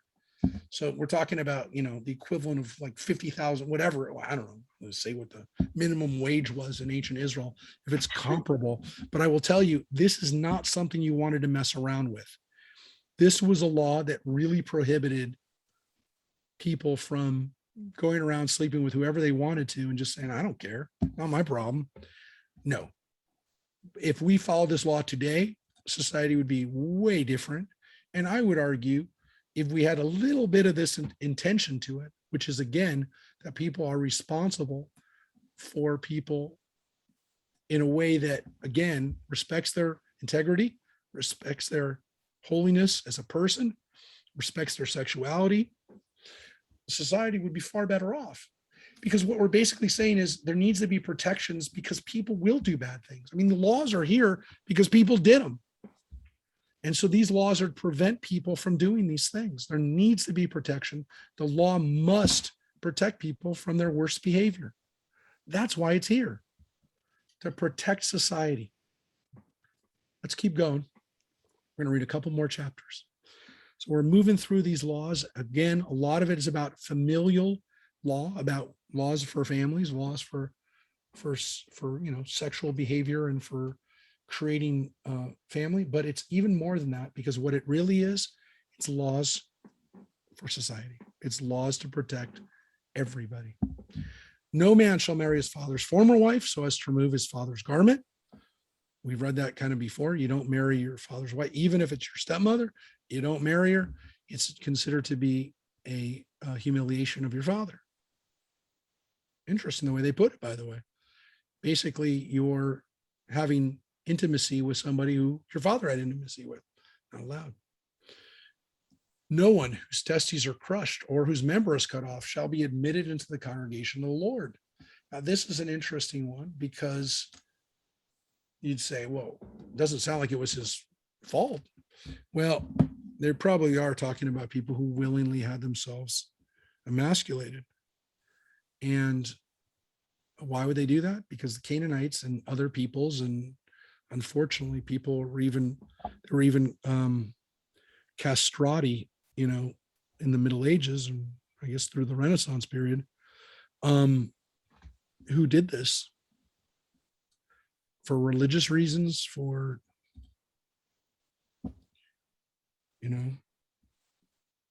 reasons that people would say were based on different ways that people felt that they had to worship other gods. Judaism saying God doesn't want us to do this. Again, it gets to issues that, again, people relate to today. Again, you got to be kind of careful of what they're talking about here. But I will say that we know from the context that the Canaanites did this. No one misbegotten shall be admitted into the congregation of the Lord. None of his descendants, even in the 10th generation, shall be admitted into the congregation of the Lord. And again, here, the word here is lo yavo mamzer. Mamzer is the misbegotten one, which again is another way of saying someone who is born out of wedlock, but it's not really out of wedlock, because there really is no wedlock from Judaism's standpoint, from the standpoint of the person isn't their wife, because as you just read, once they've slept with a woman, that's his wife. They're talking about somebody who's really, their ancestry is not known, in the sense that their parents, had a lot of partners and we don't know who their father is. They're talking about that, and it's a serious law in the sense that Judaism did not want to have people who we didn't know what their ancestry was, where again, there was no responsibility for that child. There was no understanding of who the child was. This law was, or in some extent, is still in force, which is why adultery was such a heinous crime in the Torah and in Jewish communities traditionally, because again, you didn't know who the father was, and having knowledge of where you are and who you came from was so important in Judaism that they literally said the punishment is going to be on the child. And you could say that's not fair, but the reality is that the consequences of it would be so serious that that they would it would discourage people from engaging in that kind of behavior. Now, that being said, it doesn't say the mamzer is killed. It doesn't say the mamzer doesn't get to marry and have their own family. They could, and generally speaking, from what we know, they would marry another mamzer. So a mamzer would marry a mamzeret. Somebody whose ancestry was unknown would marry someone else's whose ancestry was unknown.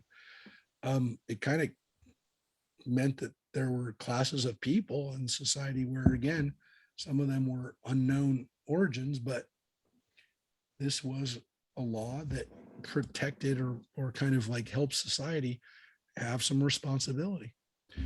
The next thing also has to do with people who are admitted, I guess, into the community. No Ammonite or Moabite shall be admitted into the congregation of the Lord. None of their descendants, even into the 10th generation, shall ever be admitted into the congregation of the Lord. Now, we already know the Moabites and Ammonites. We know about them. They're the descendants of Lot. They're products of incest, all that good stuff. Folks, that's not why they're not allowed into the community. They're not allowed into the community because they did not meet you with food and water on your journey after you left Egypt. And because they hired Balaam, son of Beor, we read about it in Numbers a few months ago, from Petorah, Aram, Naharaim, to curse you. But the Lord, if you remember, refused to heed Balaam. Instead, the Lord your God turned the curse into a blessing. Ma tovu alecha Yaakov. How beautiful are your tents. For the Lord your God loves you. You shall never concern yourself with their welfare or benefit as long as you live. And what I find so important about that law, and I want everyone to hear it, those of you who are on Facebook, you can listen to this too. There's a bunch of people on Facebook right now too. I want you to know the Torah doesn't disqualify people because of their genetics. It doesn't disqualify the Ammonites and Moabites that we all know, according to the Torah, that they're products of incest, of a father sleeping with a daughter. We know that. The Torah doesn't say that's not. It's not why it's there. It's because of their behavior. It's because of what they did to you and how they tried to destroy you and how they tried to be how they were inhospitable to you and how they really, again, went a spiritual warfare against you. It's their behavior. It's not their genetics. And what's interesting, what proves it is the next line. And I think it's very important for us to understand that Judaism doesn't see somebody inherently bad or not tolerable because of who their ancestors are. It's because of their behavior, and it's because of the ethics of that society. You shall not abhor an Edomite, for he is your kinsman. You shall not abhor an Egyptian, for you are a stranger in his land. Children born to them may be admitted into the congregation of the Lord into the third generation. Folks, the Egyptians and the Edomites juxtaposed right there against them. And you could make the argument, wow, the Egyptians were pretty bad to us. They made us slaves. We were strangers in their land, but yeah, remember how that turned out? They ended up enslaving us. Folks, the Egyptians merit different treatment simply because they did something good at one point, which is they let us in. And that almost outweighs this other stuff. It's an amazing idea that if the people do good things, we can forgive them even for the bad things, and we can allow them and their people to be part of our people. It just literally proves the Ammonite Moabite, version versus this Egyptian and Edomite version, which is, again, we don't hate people because of what they are, that they're not us. We cannot tolerate certain behaviors and ethics or lack of ethics, or again, people who are destructive. We're not supposed to let them in. Doesn't say kill them, by the way. It doesn't say kill the Ammonites and Moabites. That was reserved for the Canaanites. But the Moabites, and again, these are not like, talk about these, none of these people are around anymore, but the lessons from them are still relevant. And I think it's very important for people to understand that Judaism is not a religion that teaches that people are genetically inferior because of who their ancestors are. It's the exact opposite. You can make the argument the Egyptians are children of Ham. They're descendants of Noah's wicked son, and not very highly regarded in the Torah. Those people you're allowed to let in. When the Moabites and Ammonites are that are descendants of Lot, which means they're descendants of Terach. They're not descendants of Abraham. Lot was kind of like the adopted son of Abraham for a while.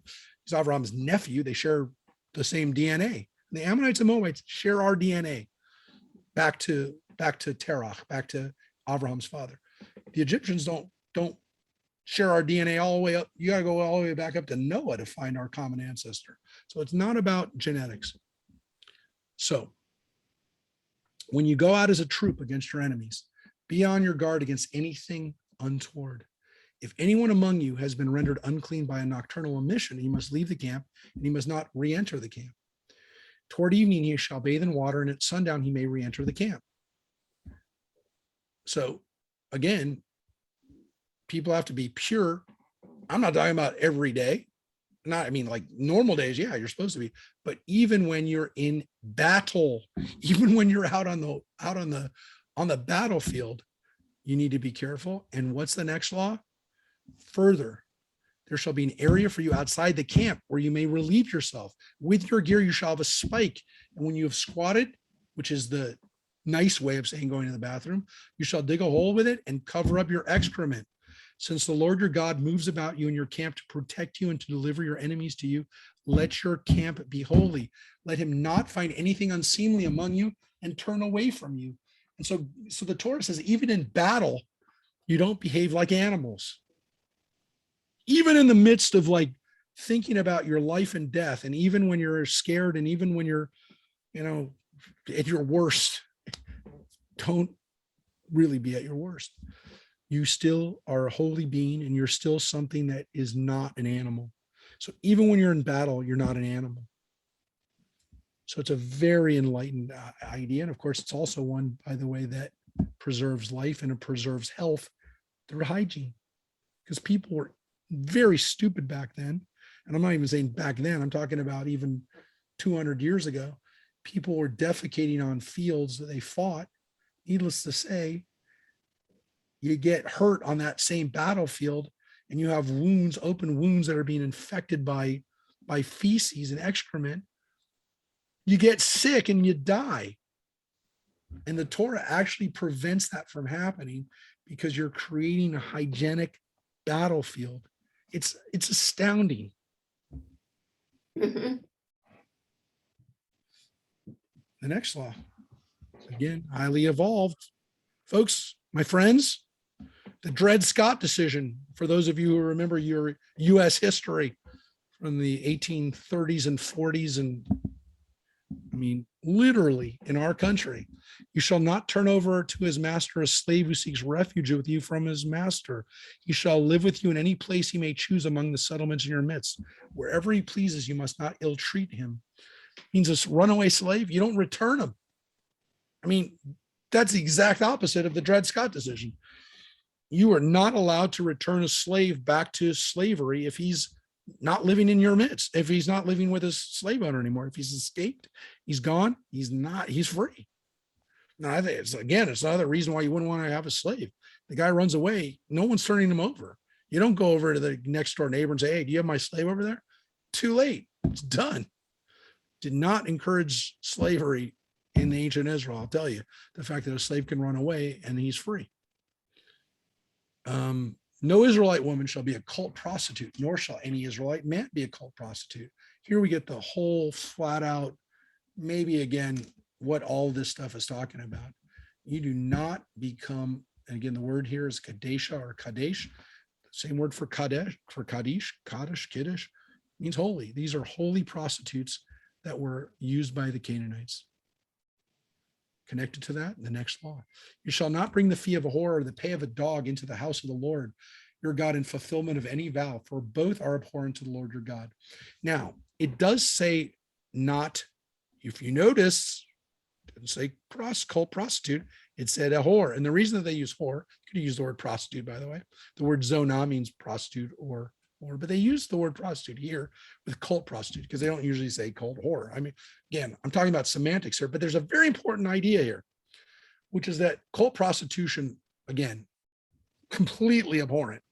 Any type of sexual acts for holy purposes are wrong. You're not worshiping God anymore if you're doing that. You're worshiping Baal. You're worshiping Canaanite gods, clearly. But here's the follow-up law, which is that even if you're a streetwalker, even if you're a person who is having sex for money, not for your God, for your pagan God, you're not allowed to use that money for the temple. And then it says also the pay of a dog. Now, what's interesting about this, if you look at what Rashi said, and if you look at what other medieval writers wrote about it, basically said a dog's not a kosher animal, and you can't somehow use money that you set aside for a dog. You sold a dog, you bought a sheep. I got news for you. That's not what it means. The problem is the medieval commentators didn't understand the linguistics of this. And there should be a little note here, which is the pay of a dog is not a dog. That's why I'd say the semantics are very important here. This is people just not, in the Middle Ages, not understanding biblical Hebrew and not understanding the semantics of that day. Because a zonah and a kelev, which is a dog, kelev's a dog, you all know that. It's basic Hebrew. Kelev is your dog. Some people name their dog Kelev, by the way. No, a kelev is a certain kind of prostitute. It's a male prostitute. And so what they did is they juxtaposed, and again, this is where most people don't get this, because the translation doesn't really say it unless there's a note that says, we now know that this was the idiom for a male prostitute. A zonah and a kelev are the same thing. You can't use the fee of a whore, which again is the word here, etnan zonah and the machir kelev. They're juxtaposed next to each other. They're used in biblical Hebrew, which we see a lot, repeating this idea.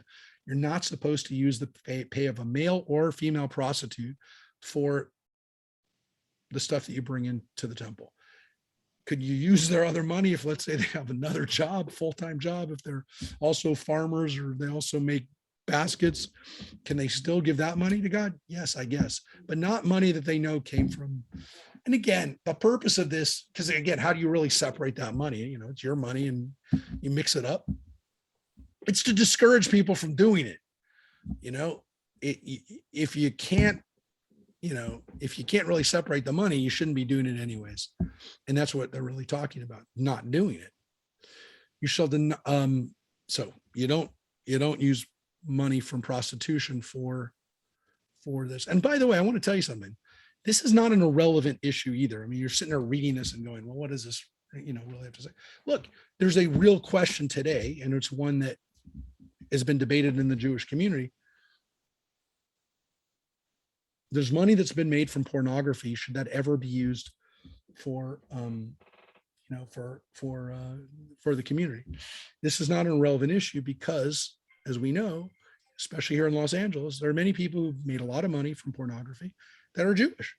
And the question is, can that money be used for the synagogue? Can they make that money, donate that to a synagogue or a Jewish school or a Jewish institution? Should that money be taken? Based on the Torah law, you can make the argument it should be. The issue, of course, as well, they could say, well, I didn't make it from the pornography. I made it from the building that I owned. I took that money and I donated. But again, you can make the argument, well, it's all combined money. It's not like, you can really say this is that money and that's that money. But this has been an issue, and it's not an irrelevant issue. It's one that's been discussed in the Jewish community pretty openly for the last, I don't know, openly, but it has been discussed for the last 50, 60 years. So that is a Torah law. You shall not deduct interest from loans to your countrymen, whether in money or food or anything else that can be deducted as interest. But you may deduct interest from loans to foreigners. Do not deduct interest from loans to your countrymen, so that the Lord your God may bless you in your undertakings in the land that you're about to enter and possess. Here, the law against usury. Say it's very important because the Christians took this law, made it their law too, which is why they hired Jews to loan them money, right? Jewish moneylenders were allowed throughout the Middle Ages because the Christians also took this law. Well, guess what? The Jews gave up this law a long time ago. We gave up this law during the time of Hillel, when people realized they couldn't do business anymore if they followed this law. No one would extend anyone credit if there wasn't interest. So Rabbi Hillel famously in the Prose Bowl, his declaration that we can't follow this law, he said, look, now that we're in a commercial society where we're not essentially farmers anymore, we cannot use this law anymore because we're merchants. We have to extend credit. We have to loan people money so that they can, so that they can travel from one place to the other and do business. And they said, we're living under a different society, and this law is not based on, it's not based on land. It's not based on our farmer, the way we lived before. So he literally kind of changed the law of the Torah, which is an example of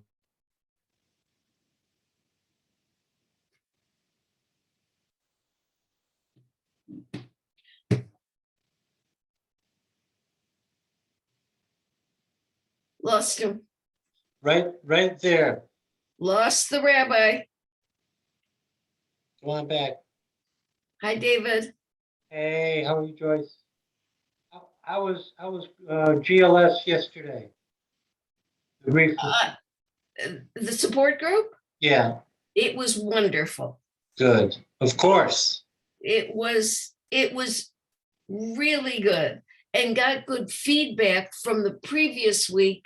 People reported that it was so helpful that they got through the week. Wow. Yeah, and it is very gratifying. I feel blessed to be leading this group because Yeah. it is so gratifying to hear the feedback. Great. And welcome back. Harvey phone- came and gave me the key my- to get in. that was not the normal thing, by the way, guys. My computer just died. So that was my computer wasn't plugged in the whole time. So it Oh, ran my. out. But I do want to finish up because we're almost done. I didn't want to leave us midway. So as the computer is booting up, I didn't want to wait for it. So I will try to start now, and then as the computer boots up, I'll redo it. Actually, it's working now.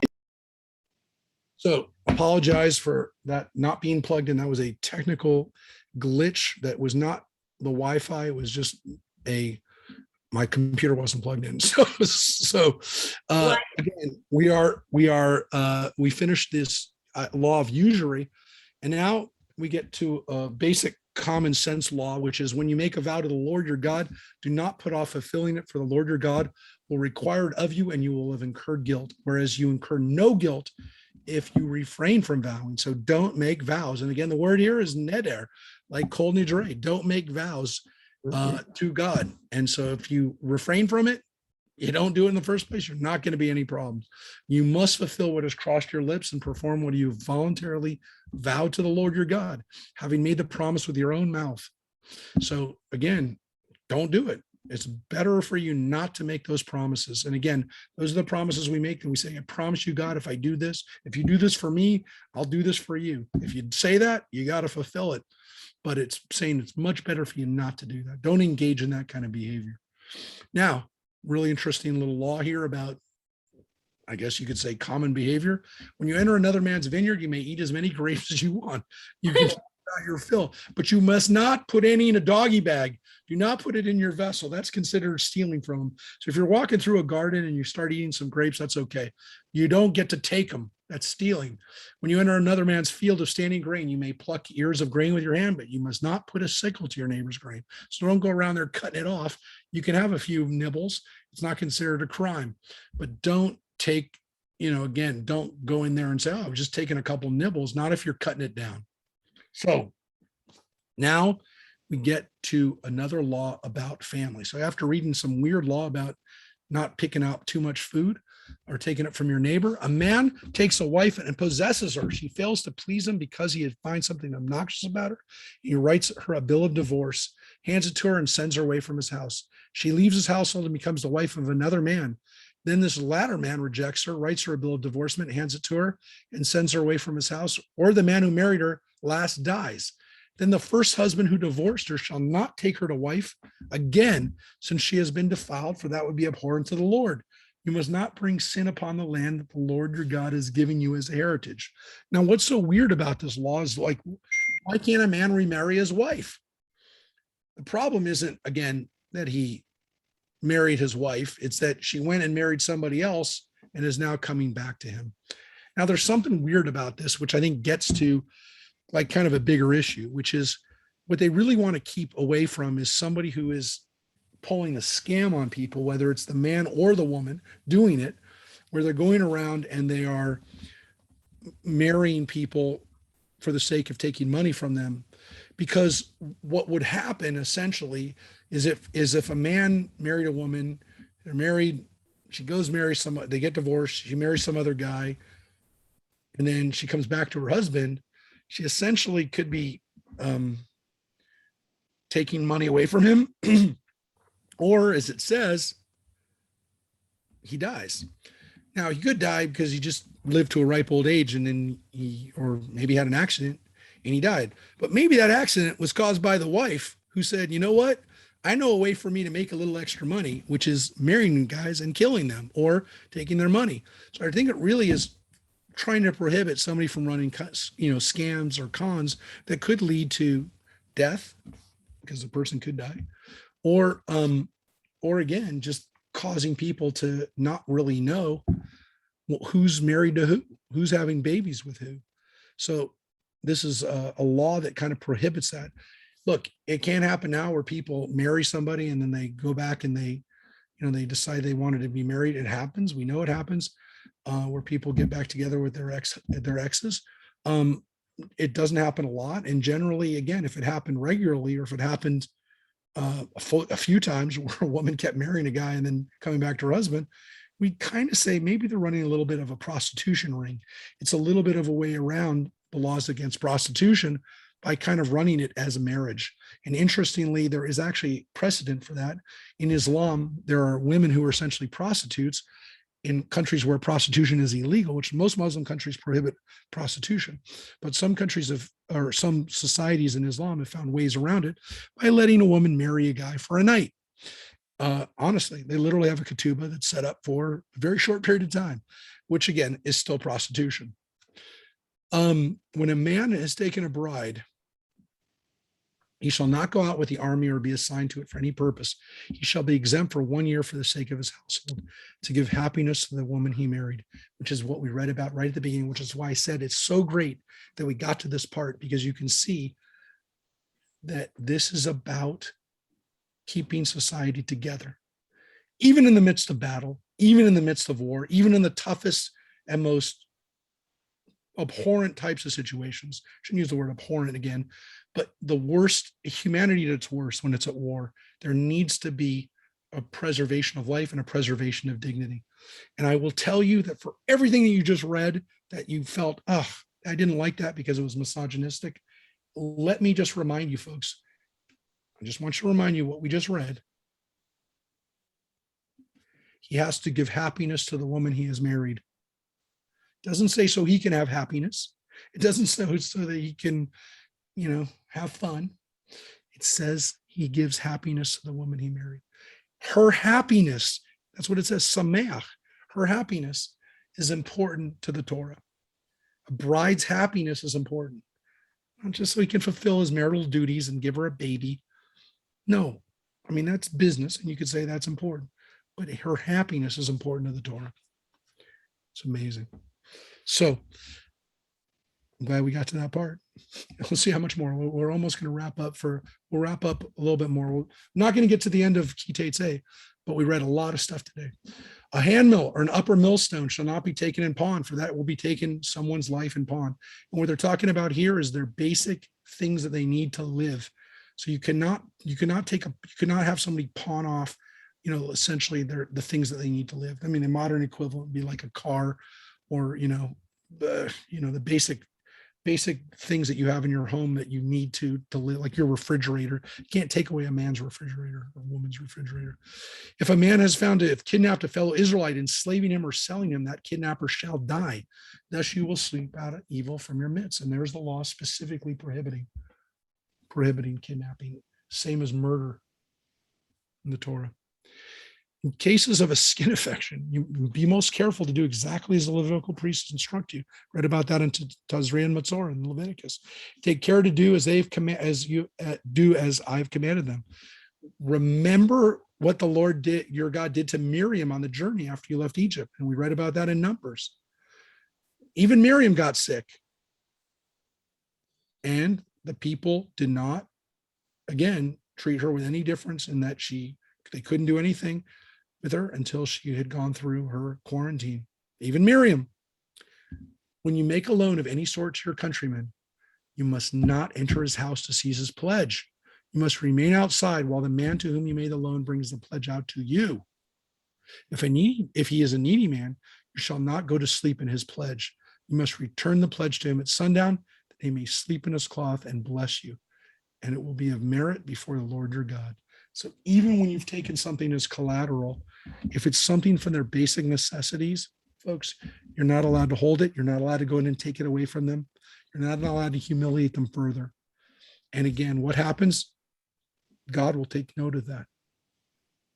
And it gets to this concept of making sure that even the poorest in your community are treated with respect. You shall not abuse a needy and destitute laborer, whether a fellow countryman or a stranger in one of the communities of your land. You must pay him wages on the same day before the sun sets, for he is needy and urgently depends on it. Else he will cry to the Lord against you, and you will incur the guilt. Again, you're not allowed to hold wages for somebody, even for a day. If you promise them, doesn't mean you can't pay them 2 weeks later. Everyone's on payroll and stuff now. But if your payroll is that day, then it's supposed to be on that day. You cannot tell somebody, sorry, I don't have it. The people are depending on it. And so it's considered to be against the Torah to hold someone's pay. It's in the Torah, folks. Parents shall not be put to death for children, nor children be put to death for parents. A person shall just be put to death only for his own crime. Doesn't mean that the sin or the essentially the condition of humiliation and degradation that comes with a parent who's committed a crime isn't on you, but you're not punished by killing those people, which again, in other cultures, folks, these commandments, we have laws from the Assyrians, from the Babylonians, from this period. In some cases, if you killed someone's son, the punishment wasn't that you died, but that your son was killed. I'm telling you, that's the law. That's the law in some of these codes, that your innocent son was killed. I mean, there's a logic to it. It's an eye for an eye if you really look at it. No, you're not allowed to punish a child for the parent. You shall not subvert the rights of the stranger or the fatherless. You shall not take a widow's garment and pawn. Again, there's limits to what you can take. Remember that you were a slave in Egypt and that the Lord your God redeemed you from there. Therefore, do I enjoin you to observe this commandment. You must remember that you were at the lowest. And what do we take away from our experience in Egypt? We treat our workers with dignity. And I read an article in JTA today that when you have a nanny or you have somebody that works for you, they are your responsibility. And again, in some of these cases, nannies and people who work with you are not treated with respect, or they're not treated as employees. We had a nanny for many years, as people know. She became part of our family, and we still are taking care of her. And she might even be listening today. She might be coming home, and she might be coming back to live with us because she had horrible damage to her condo. She owns her own condo now. She has, she's 2 master's degrees, and she's part of our family. People who work for you, whether they're your people or whether they come from another country, they are your responsibility. And you remember your experience from Egypt, and you remember that you were in their situation. Every Israelite was a slave. There were no people that weren't slaves in our people. And I want to just finish with this, because what does it get to? When you reap the harvest in your field and overlook a sheaf in the field, I can get it. It shall go to the stranger, the fatherless, and the widow, in order that the Lord your God will bless you in your undertakings. You shall not beat down the fruit of your olive trees. Do not go over them again. Or when you do it, don't go over them again. They shall go to the stranger, the fatherless, and the widow. When you gather the grapes of your vineyard, do not pick it over again. They shall go to the stranger, the fatherless, and the widow. Always remember that you were a slave. Always remember that you were a slave in the land of Egypt. Therefore, do I enjoin you to observe this commandment. And that's where we're going to finish today, folks. End of 24. Beautiful. We leave our little remains of food behind. We don't take everything. We know about this. It's called the gleanings. Mhm. Of course, the corners of the fields too, which we don't read about here, but we read about it in Leviticus. We don't cut the corners of our fields. Those are for the poor. So leaving behind these things would make sure that the poor had something. And again, it goes back to the fact that you remember that you were slave in the land of Egypt. And so this is why we keep these commandments, folks, because again, the Torah tells us all this information in Exodus, reminds us that we were slaves so that we have compassion on other people and that we know that we were in their position once. So we not only say, well, we do it because it's the right thing. Of course, that's good. We all know that. But sometimes we need to actually go to another level, which is we empathize with people and we recognize that we were like that once, that we were people who were at the worst, the lowest level of existence. And so we have to protect those, because for a moment we remember that that was us. It could have been us. So next week, we're going to begin with chapter 25, and then we're going to go into the next portion, Kitavo. And Kitavo shifts away from laws. So we're going to read a little bit of laws from chapter 25. From we're going to end with this. We'll finish with this and end these sets of laws. And then Kitavo really goes into this long list of curses and blessings and ways that we recognize when we come into this land. It's really Moses in the last section of Deuteronomy shifting away from giving us instructions on how to live our lives, like details, but then the attitude and the mentality that we are supposed to have now that he's leaving us, and to some extent preparing us so that we can follow all the laws and to remember where we came from, which is the way Deuteronomy begins, because it begins, if you recall, a few weeks ago, we were reading right up to Re'eh, we're reading about how we got to where we were and being at Mount Sinai and, all that experience. Then we read the laws, and then what we finish with in Deuteronomy. So it's a beautiful kind of like 3-step process, which is reminding us where we came from, giving us the rules that we have, and then Moses finishing up with the final exhortations and mentality and frame of mind so that you can go into this next step and not have me there anymore to give you the laws, but for you to know what to do and for you to be prepared emotionally and intellectually, spiritually for this next part of your history. So that's what we're gonna get into and then finish with in these next few weeks before the end of the year.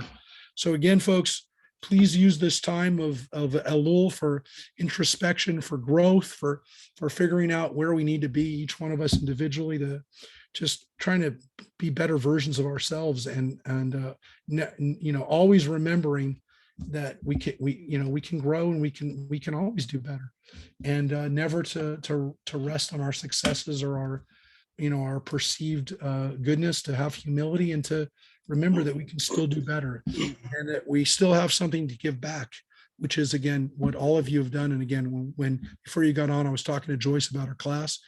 It's what she's doing, and she's an inspiration. Again, I always like to finish with the fact that, Joyce, thank you for being an inspiration to us, to continuing to learn with us, and to continuing to give back. So it's an inspiration for us at this time of year, especially, that every day, every year, every moment of our lives is an opportunity to be a better version of ourselves. And I know Joyce feels that way every day she wakes up. She wants to do something new. She wants to give something back, and she's doing it. And the Thank you. Dodgers are up 9-0. I know. I just saw it, and I knew that was going to happen eventually. After playing the Pirates for a couple of games, eventually they were going to say, Muncie has 2 more home runs tonight. I know, my favorite Dodger. Wow.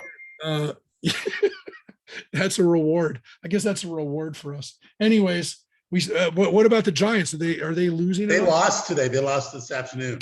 Finally. All right, Finally. guys. Be safe. We'll see you next week. Thank you, Rabbi. Thank you so much. Thanks. Love you, Beautiful Joyce. class. Right. Bye-bye. Fabulous class. Thank you. Bye. Good night. Night.